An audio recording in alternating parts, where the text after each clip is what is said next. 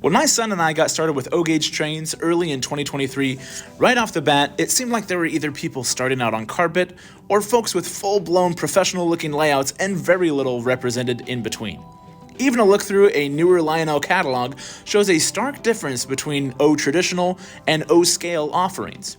But I read your comments in our YouTube and Instagram, and it seems like there's a lot of in-betweeners like us that want to do more than a loop of track on the carpet, but don't exactly have the space or the budget to go full-scale gigantic trains in a equally gigantic room.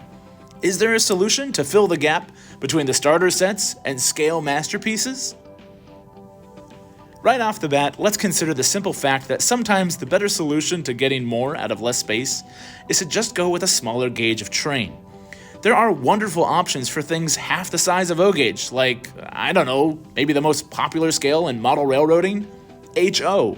Literally stands for half O, and honestly, this is something I was considering long before our venture into 3 rails. I like HO because it's pretty much Hot Wheel size, and the more I thought about integrating our Hot Wheels with HO scale trains, the more I realized this size of train isn't exactly toddler friendly. My son was 3 years old when we started, so a fragile system like HO wasn't really feasible. But if you're looking to get into model railroading and don't have a little one to worry about, you can get a lot of trains in literally half the space with HO.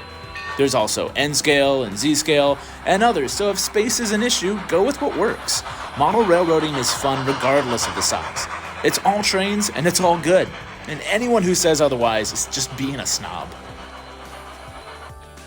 So let's jump back into our super realistic 3-rail system. One look at this 2024 catalog will show a stark contrast between the offerings. Right off the bat, you're smacked in the face with a $2,500 Vision Line engine. Heck, you can buy a functioning car for that much money, unless you live in, like, California. Dig a few more pages in, and a modestly sized Berkshire is still going to run you $1,700. The big articulated H7s are going to run $2,000. Anyone looking to get into the hobby with those kinds of prices is going to be too terrified to even begin unless they've got enough expendable income to feed or house another family. So we skip past a bunch of pages and a bunch of diesels, and we make our way to O-traditional, or O-gauge. Semi-scale starter sets, and the prices are still kinda up there. There's $600 Berkshires right off the bat, which is kinda nuts considering you can get a full Polar Express set with the same train, 3 cars, and track for $550. That just seems off to me. And a few more pages in, and the full Prairie Freight set with engine, cars, remote, and an oval of track runs $430. Not a bad way to get into things. And that's where I see the gap. Between the starter sets and the full-scale stuff, there's a gap where something like what we're doing could exist. This is where things like Lion Master or even higher-end Lion Chief engines could reside. Let's take a look at our challengers here on the second-hand Overland. These things fit great around tighter layouts like ours, but they're imposing and big and just what a steam fan like me loves to see chugging around the layout. But these haven't been in the catalog for nearly a decade. Take the big boy. The most recent Lion Chief version of this fellow was released in 2019, and those constantly sell out on eBay. Yes, even the overpriced B-Marts ones. Would these big articulated engines be more expensive than some of the O-scale offerings? Of course.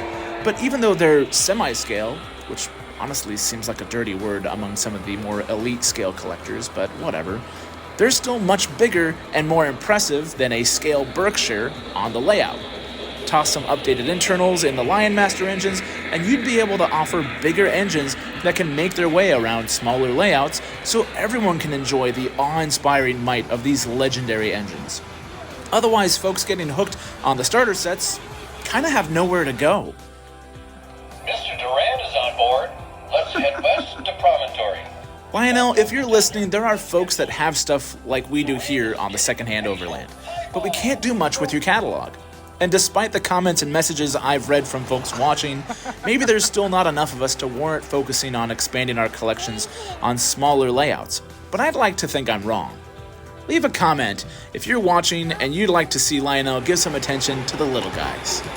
In the meantime, we'll keep focusing on finding those secondhand gems, because that's really all we can do. I've had great luck with trains.com, that's trains with a Z, As I have mentioned before, you can use my code DATAFIED at checkout for $10 off your order of 50 or more. Plus, if you've used my code already, there's already a bunch of other great affiliates that you can use their codes for. Here's a few of my favorites. So yeah, speak up if you'd like to see Lionel offer bigger engines with smaller turns. The jump to scale engines isn't bad if you've got the space, and you can do scale engines that handle smaller turns, but I don't know. I like big trains and I cannot lie. Subscribe if you're new so you can see more of what we're up to on our lounge layout. Again, leave a comment if you're in a similar boat with us, or if you've got other insight to offer. But don't forget to like this video, watch our other stuff because, wow, we've been busy. So we'll see you next time. And Lionel, if you're somehow still watching, if K-Line can make this beautifully detailed and proportioned daylight, then you can totally make a equally impressive 844 for semi-scale. Please do it. The living legend deserves to run on everybody's layouts, not just the scale ones.